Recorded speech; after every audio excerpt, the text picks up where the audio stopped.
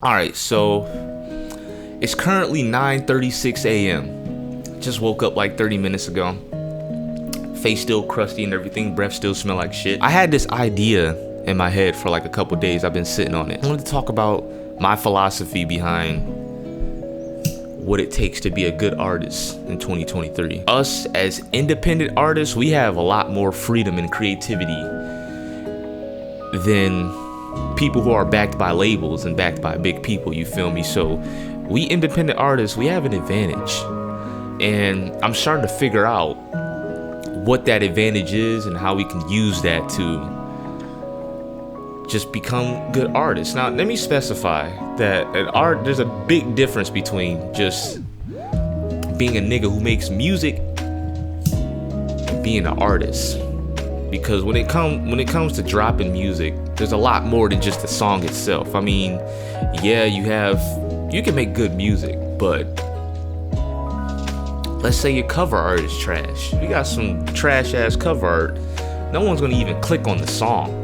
So then no one's gonna hear your good music. You know, people are right when they say like making good music, you know, that ain't the whole piece of the puzzle, you feel me?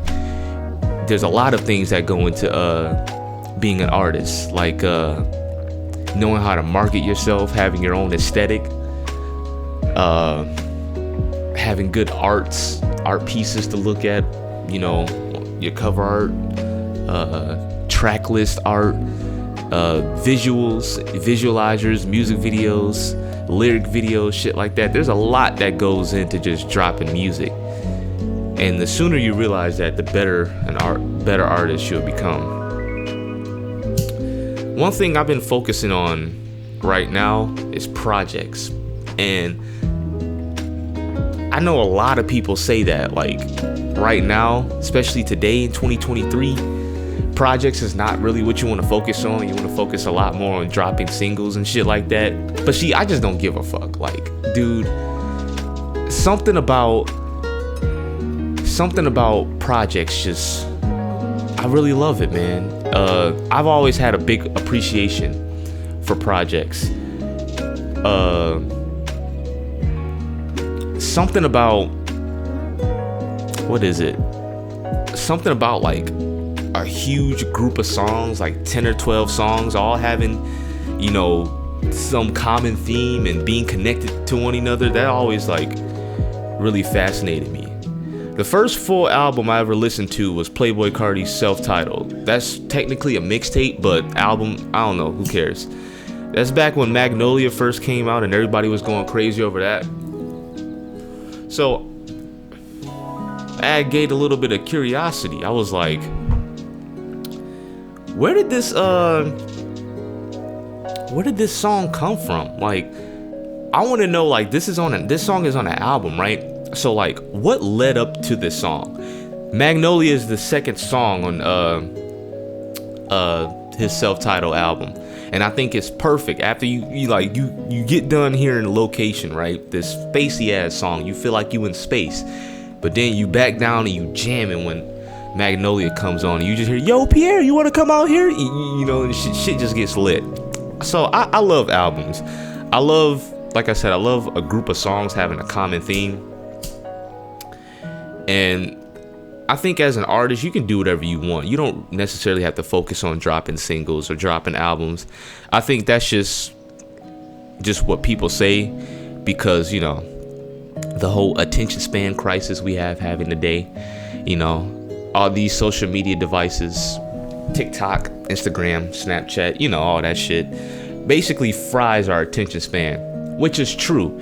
So I can see why people would say that people are more interested in singles. And I mean, the numbers do show. When I drop a single, I get a lot more plays on a single than an album. But for me, it's never been about how many plays I get. And that's one thing. If you're an artist and you want to be a good artist, it can't be about how many plays you get, how many followers you get, because that comes over time. Numbers and shit, that rises over time, as long as you're consistent. That's another thing, being a good artist. You have to be consistent in some type of way. For me, the bigger you get, the less consistent you have to be, obviously.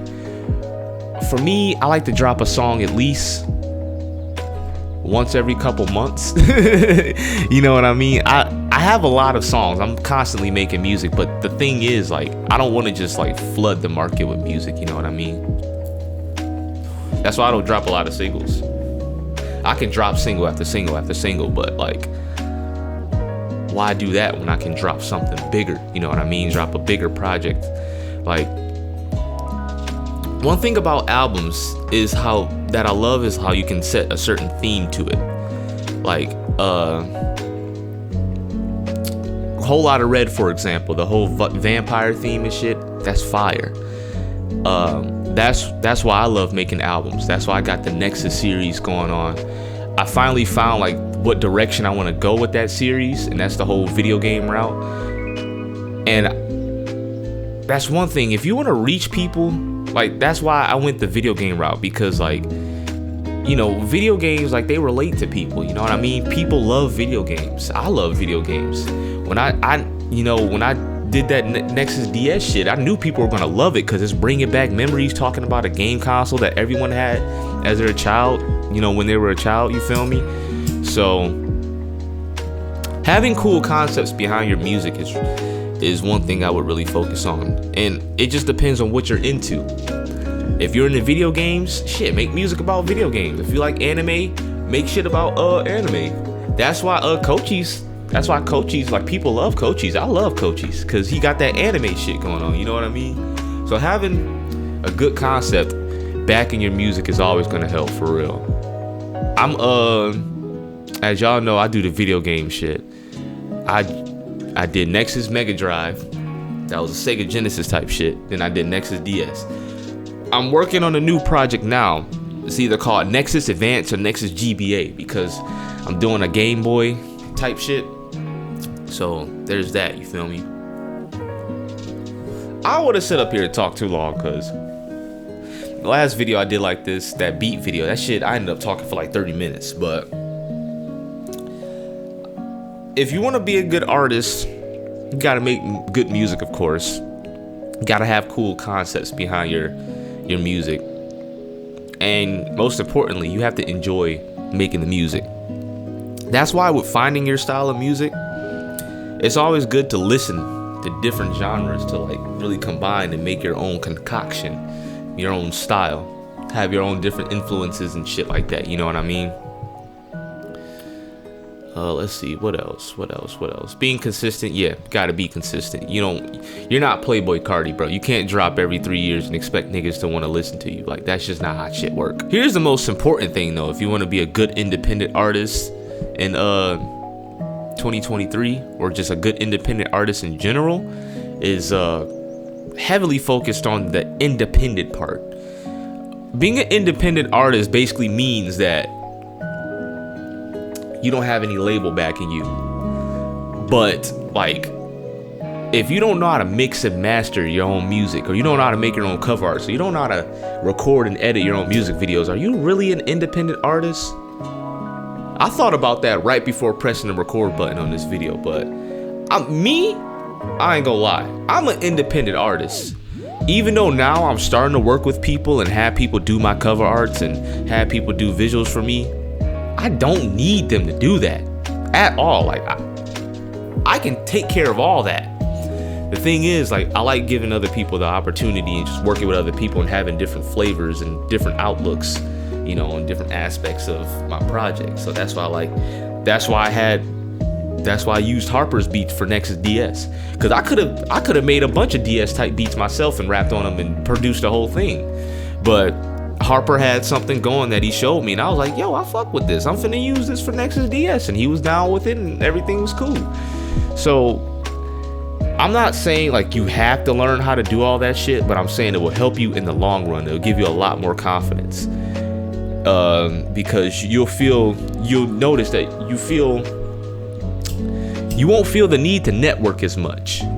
Because I hear a lot of people talk about that when it comes to being an artist. Oh, network, meet all these people, meet these people.